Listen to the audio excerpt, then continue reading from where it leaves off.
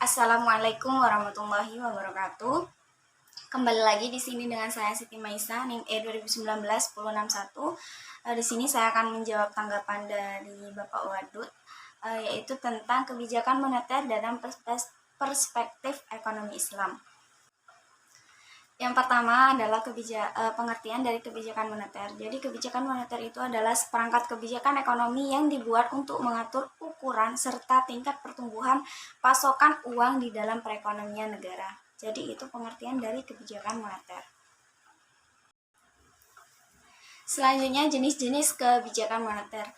Jadi ada dua jenis kebijakan moneter. Yang pertama adalah kebijakan moneter ekspansif, yang kedua kebijakan moneter kontraktif.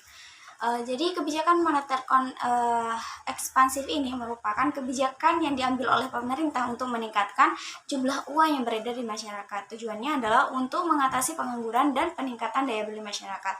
Yang kedua, kebijakan moneter kontraktif. Jadi kebijakan moneter kontraktif ini adalah kebijakan untuk mengurangi jumlah uang yang beredar di masyarakat. Nah, kebijakan ini dilakukan saat negara telah mengalami inflasi. Kebijakan ini biasanya disebut juga dengan uang ketat kayak gitu. Selanjutnya ada instrumen kebijakan moneter. Apa saja instrumen itu? Yang pertama, kebijakan operasi pasar terbuka. Yang kedua, kebijakan diskonto. Yang ketiga, kebijakan cadangan kas. Yang keempat, kebijakan kredit ketat atau yang disebut juga dengan kebijakan kontraktif. Yang selanjutnya adalah kebijakan dorongan modal. Yang terakhir adalah penyesuaian suku bunga. Jika tadi kita membahas tentang kebijakan moneter secara umum atau secara konvensional, maka kita bahas dengan Islam atau dalam perspektif Islam. Jadi ada dua mazhab yang menjelaskan instrumen kebijakan moneter dalam ekonomi Islam. Gitu. Jadi pada intinya gimana sih Islam itu melihat tentang kebijakan moneter ini? Yang mazhab yang pertama yaitu Iktishaduna. Nah, dari mazhab Iktishaduna ini pada masa awal Islam dulu tidak diperlukan suatu kebijakan moneter. Nah, pada awal Islam dulu itu tidak ada kebijakan moneter kayak gitu. Karena kenapa? Karena sistem perbankan hampir tidak ada dan penggunaan uang sangat minim sekali pada waktu itu. Jadi tidak ada alasan yang memadai untuk melakukan perubahan-perubahan terhadap penawaran akan uang melalui diskresioner kayak gitu. Itu menurut mazhab yang pertama yaitu Iktishaduna. Yang kedua, mazhab yang kedua adalah mainstream, di mana tujuan dari kebijakan moneter pemerintah adalah maksimalisasi alokasi sumber daya untuk kegiatan ekonomi yang lebih produktif.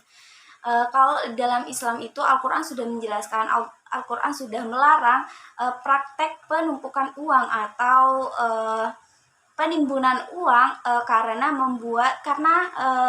hal penimbunan uang itu akan membuat uang tersebut tidak memberikan kemanfaatan terhadap peningkatan kesejahteraan masyarakat.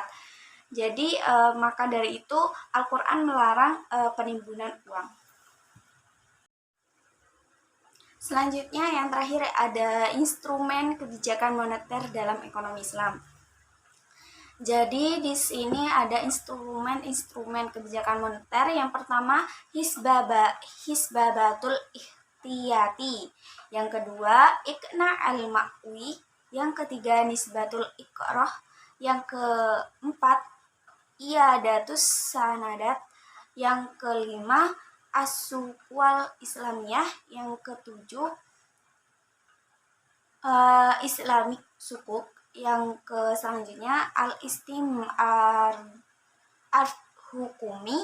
Yang selanjutnya yang terakhir ada adatut tasdik. Nah, jadi semua instrumen yang sudah saya sebutkan tadi itu adalah instrumen kebijakan moneter dalam perspektif Islam. Itu saja yang bisa saya tanggapi dari video pada minggu kali ini, yaitu tentang kebijakan moneter dalam perspektif ekonomi Islam. Jika ada salah kata, saya mohon maaf yang sebesar-besarnya. Saya akhiri. Wassalamualaikum warahmatullahi wabarakatuh.